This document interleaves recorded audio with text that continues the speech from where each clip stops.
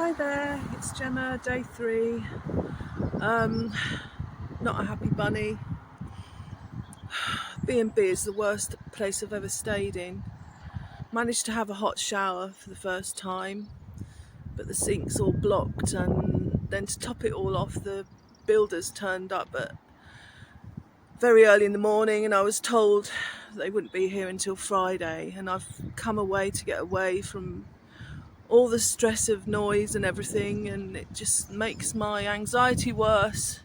And to be honest, I just want to go home. It's like I'm cursed, I'm not supposed to be happy, but there you go.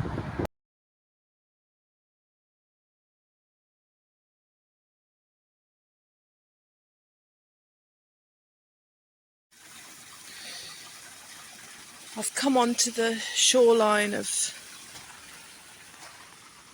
Loch Long just to walk on the pebbles and see what I can see. There's the remains of a lobster here.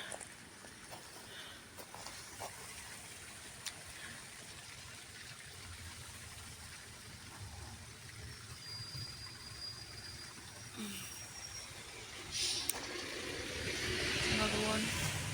Oh, there's loads of them. Poor things.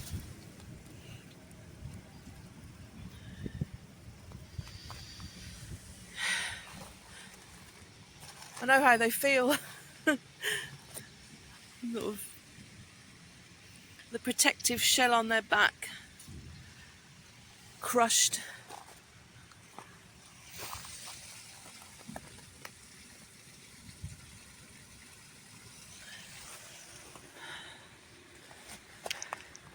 It's a long time since I've been among the seaweed.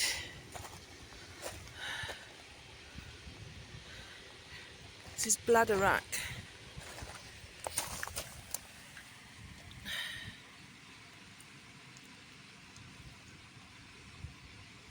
Nice.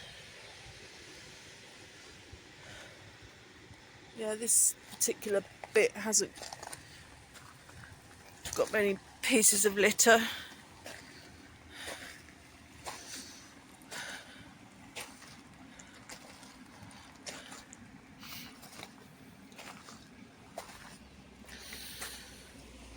I'm just reflecting on what it is to be a lone female traveller in the situation I find myself in today, with the B&B being an utter disgrace. First of all, it's hard not to be. It's plastic. Looks like a giant lobster made of plastic. Yeah, it's hard not to do myself down and take my frustrations out on myself, because there's nobody immediately on hand to support me.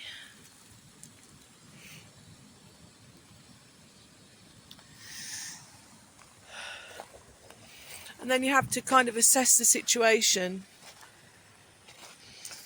and ask yourself,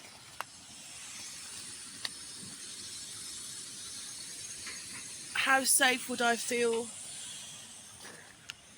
further confronting the B&B owners when I know I've got post-traumatic stress, and doesn't take a lot to trigger my OCD.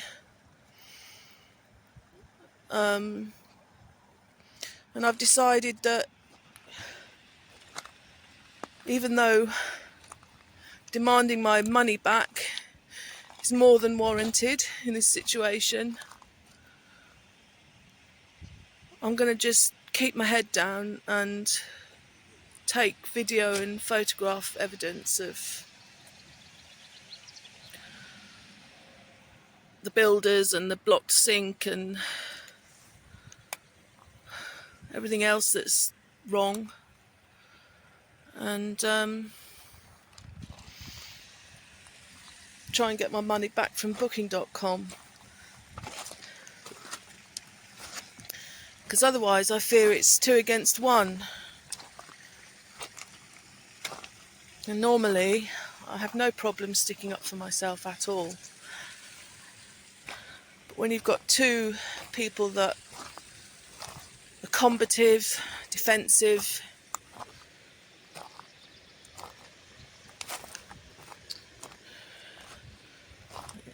who swear blind that I'm imagining what's wrong,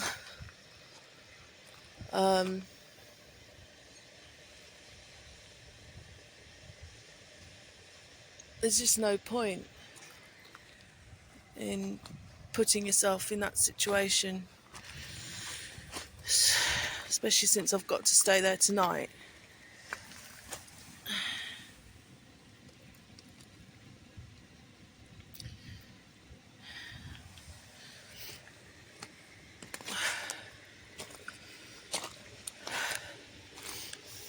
When I was younger, I stayed in quite a number of dodgy hotels in Paris, in the suburbs of Paris, with a double bass. But my music's always really empowered me, and whatever the situation in life, especially if I have my bass with me, I feel I can cope with it because I'm empowered and happy and stuff. But when it's just myself and that's it, you feel very vulnerable, and that's just a fact of travelling solo that you have to accept, and you have to be clear about your boundaries safety wise. Just exploring this derelict building here. There are a lot of places like this around here, and farming equipment left to rust.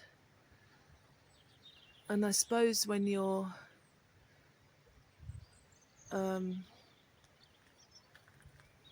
in a remote area, it's difficult to get things removed. I know on Shetland there's lots of car wrecks.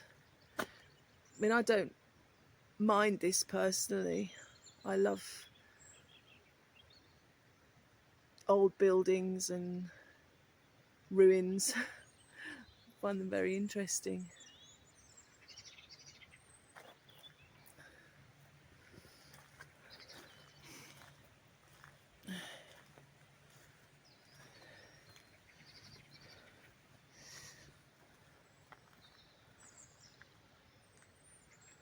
Yeah.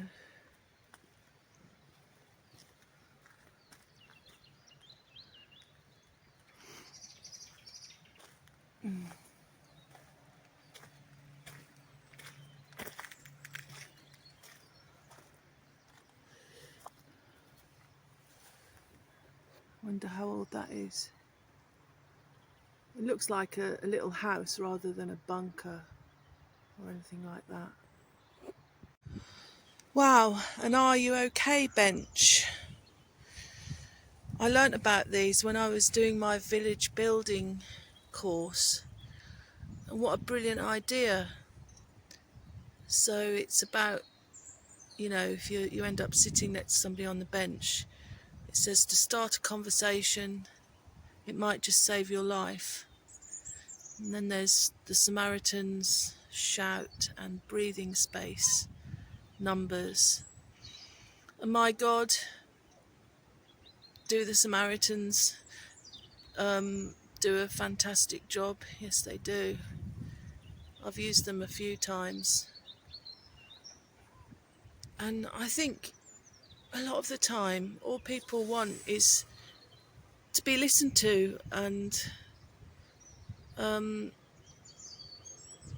talk. Simple as that. So, yeah, that was a good thing to see. Well, I've just been soaked from head to foot by water from a lorry driving by on the main road. Yeah, just emptied a puddle all over me. I've been so careful to stay warm and dry. I tell you what, this place isn't doing it for me at all. I bought some citronella essential oil yesterday from the local store and got it out of the packet this morning, and somebody had broken the seal, so obviously had a good sniff, and I've just been in there and told them, and they said I could exchange it for another one, but I don't know what to do tomorrow because I've got 5 days of camping ahead of me on the Isle of Gia, and I don't fancy it, to be honest with you.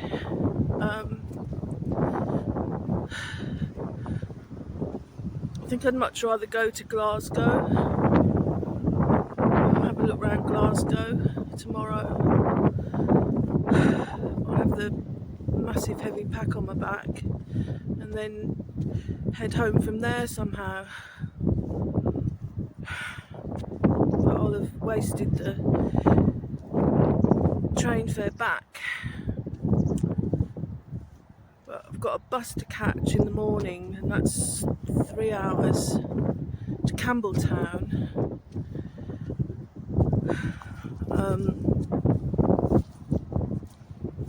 And what if the fucking thing doesn't turn up? I'm just stranded here as I sit down. So I think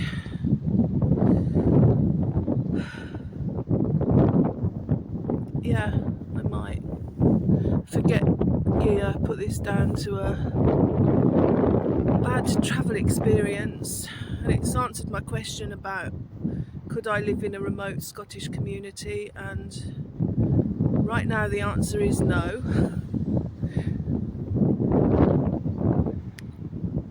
I've always wanted to live in France or Norway or Europe, deep down, not Great Britain, but it's because I've got animals and need to think of them that I thought Scotland was a good compromise. But,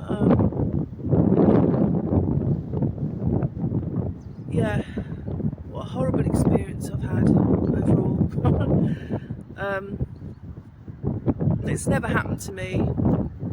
Yeah, I've had difficult times when I've been travelling, but not like this. So I'm going to donate my guidebook of Arica to the charity bookshelf in the Olive Tree Cafe, and have some chips and cheese, which was nice the last time, and take it from there. Just got to the olive tree, the olive branch, and very sorry, closed due to illness. For fuck's sake. Excuse my French. Well, that fucking guidebook can go straight in the bin then.